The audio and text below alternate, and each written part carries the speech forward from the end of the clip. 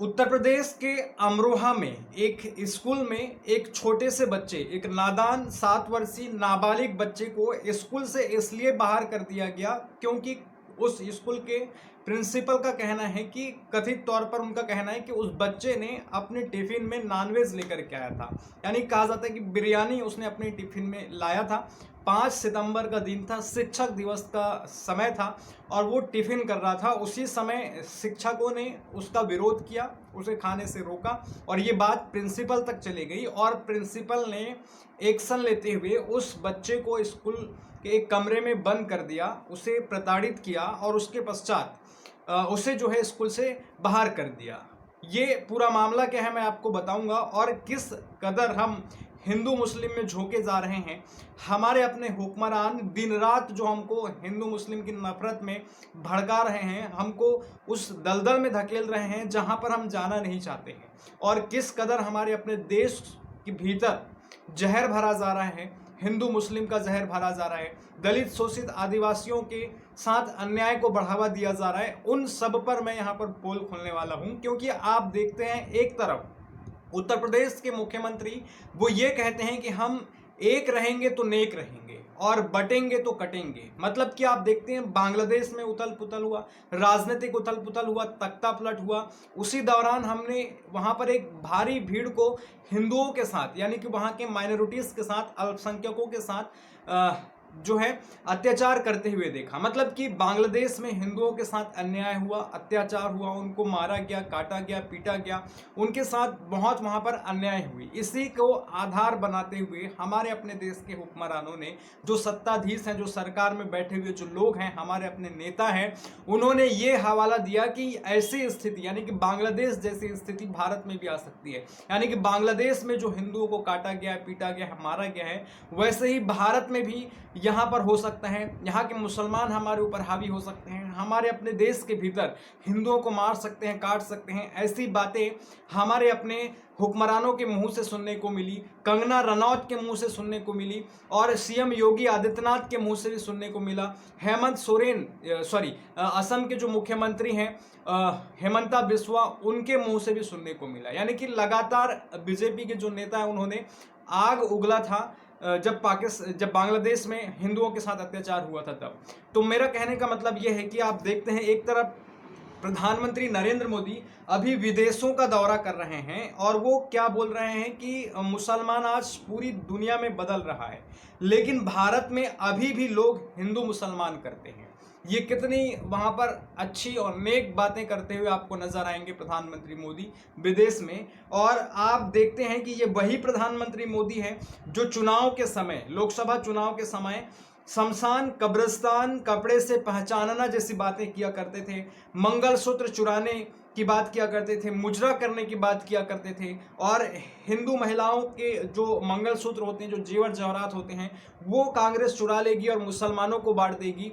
ऐसी बातें जो है प्रधानमंत्री मोदी किया करते थे और यही प्रधानमंत्री जो है विदेशों में जाकर के मस्जिदों में मत्था टेकते हैं और वहाँ पर हिंदू मुस्लिम एकता की बात करते हैं। ऐसे ही बातें बागेश्वर धाम के जो धीरेन्द्र शास्त्री हैं, जो फेमस बाबा, वो भी विदेशों में जब जाता है तो हिंदू मुस्लिम एकता की बात करता है और जब हमारे अपने देश के भीतर आते हैं तो हिंदू मुस्लिम बांटने की बात करते हैं, हिंदू राष्ट्र बनाने की बात करते हैं, एक होने की बात करते हैं, तलवार उठाने की बात करते हैं और यही बात प्रधानमंत्री मोदी भी करते हैं। देश में जब रहते हैं तो यहाँ पर दिन रात नफरत भरते हैं, आग उगलते हैं, हिंदू मुस्लिम में दरार फूट डालने की बात करते हैं और विदेश में जाकर के अच्छी अच्छी बात करते हैं और ये कहना चालू कर देते हैं कि मुसलमान आज पूरी दुनिया में बदल रहा है, लेकिन भारत में अभी भी लोग हिंदू मुसलमान करते हैं। तो हिंदू मुसलमान करने वाले लोग तो आप खुद ही हो, इस बात को आप स्वीकार क्यों नहीं करते हैं? चाहे फिर वो मोदी हो, फिर चाहे वो योगी हो, तो हिंदू मुस्लिम तो यही करते हैं। अब मैं आता हूं अपने मेन खबर पर जिस पर हम आज चर्चा करने वाले हैं। खबर यह है कि उत्तर प्रदेश के अमरोहा में एक निजी स्कूल के प्रिंसिपल ने कथित तौर पर स्कूल में अपने लंच बॉक्स में मांसाहारी भोजन लाने के लिए एक नर्सरी छात्र को निलंबित कर दिया। मतलब कि बच्चा 7 साल का था, नर्सरी स्कूल में पढ़ता था। यह घटना तब सामने आई जब छात्र की मां द्वारा शूट किया गया एक वीडियो सोशल मीडिया पर वायरल हो गया। वीडियो में प्रिंसिपल और बच्चे की मां के बीच तीखी बहस होती दिख रही है। प्रिंसिपल को मां से कहते हुए सुना जा सकता है, हम ऐसे बच्चों को ऐसे संस्कार नहीं पढ़ाना चाहते जो हमारे मंदिरों को तोड़ देंगे और स्कूल में नॉनवेज लाएंगे। यानी कि प्रिंसिपल का कहना है, ये शर्मा जी हैं प्रिंसिपल, ये जो शर्मा जी हैं यानी कि पंडित हैं, और इन्होंने स्पष्ट रूप से कहा कि हम ऐसे बच्चों को स्कूल में नहीं पढ़ाना चाहते जो हमारे मंदिरों को तोड़ देंगे। मतलब कि बच्चा मंदिरों को तोड़ने की बात कहता है, ऐसी बात वो कह रहे थे। साथ में वो ये कह रहे हैं कि जो नॉनवेज लाएगा हम उनको नहीं पढ़ाने वाले हैं। उन्होंने आरोप लगाया कि लड़का सभी को नॉनवेज खिलाने और उन्हें इस्लाम में परिवर्तित करने की बात करता था। यानी कि आप सोच सकते हैं कि तुच्छी सा आरोप जो है बच्चे के ऊपर लगा रहे हैं। 7 साल के बच्चे को धर्म के बारे में क्या पता होगा, क्या इस्लाम और क्या हिंदू और क्या ईसाई के बारे में पता होगा। एक 7 साल का बच्चा कैसे किसी बच्चे को इस्लाम धर्म अपनाने की बात कह सकता है, और अगर कहता भी है तो वो सामने वाले जो छोटे छोटे बच्चे हैं उनको कौन से धर्म से जानकारी है या कौन सा धर्म वो समझते हैं तो वो इस प्रकार की हरकतें करेंगे। इस प्रकार का तुच्छा आरोप जो है इस टीचर ने लगाया है। आगे देखें, प्रिंसिपल यह आरोप लगाते दिख रहे हैं कि छात्र ने स्कूल में नॉनवेज लाने की बात स्वीकार की जबकि उसकी मां ने इससे इनकार किया था। यानी कि आप देखिए वो जो बच्चा है जो है वो मुस्लिम समुदाय से है, उनकी मां मुस्लिम कम्युनिटी से है, और जो टीचर है प्रिंसिपल महोदय वो शर्मा जी हैं, पंडित जी हैं, हिंदू हैं, सनातनी हैं। तो ये इस प्रकार से जो है उस बच्चे के ऊपर आरोप लगा रहे हैं और फिर जो है उनको दिन भर एक कमरे में कोंड करके रख देते हैं, उनके साथ अन्याय करते हैं। तो आप ये समझिए, ये सोचिए कि उस बच्चे के ऊपर क्या मेंटली ट्रॉमा हुआ होगा, टॉर्चर हुआ होगा। आज भी हमको अपनी स्कूली लाइफ के कुछ जो पल हैं, जो नेगेटिव पल रहे हैं, कुछ नकारात्मक यादें रही हैं, वो जब याद आती हैं तो अंदर से कुरेदती हैं। जैसे कि हम जब 11वीं 12वीं में बायोलॉजी की क्लास लिया करते थे, हमारे अपने बायोलॉजी के टीचर हमको बैल बोदा जानवर पशु हो, तुम बायोलॉजी वाले पूरे पेड़ पौधे हो, ऐसे जब वो बातें किया करते थे, वही बात आज हमको जो है अच्छी नहीं लगती है। तो उस बच्चे के मेंटली प्रेशर को आप समझें, एक पूरा जो वो उसके साथ जो बीता है वो पूरा जीवन रहने वाला है। वो मेंटली जो ट्रॉमा उसके साथ हुआ होगा स्कूल में, वो पूरा जीवन भर उसे याद रहेगा। तो वो किस मेंटली प्रेशर से गुजरा होगा बच्चा, बोल भी नहीं पा रहा था, ऐसी बातें उसकी माँ कह रही है। महिला ने प्रिंसिपल के आरोपों का खंडन करते हुए कहा कि उनके बेटे जैसा 7 साल का लड़का संभवतः ऐसी चीज़ों के बारे में बात नहीं कर सकता। मतलब कि इस्लाम में परिवर्तित कराने वाले जो आरोप लगा रहे हैं प्रिंसिपल बच्चे के ऊपर कि अन्य बच्चों को इस्लाम अपनाने की, कबूलने की बात कहता है, तो उसका खंडन माँ कह रही है कि मेरा बच्चा 7 साल का बच्चा ऐसी बातें नहीं कर सकता, वो ऐसा कह रही है उनकी माँ।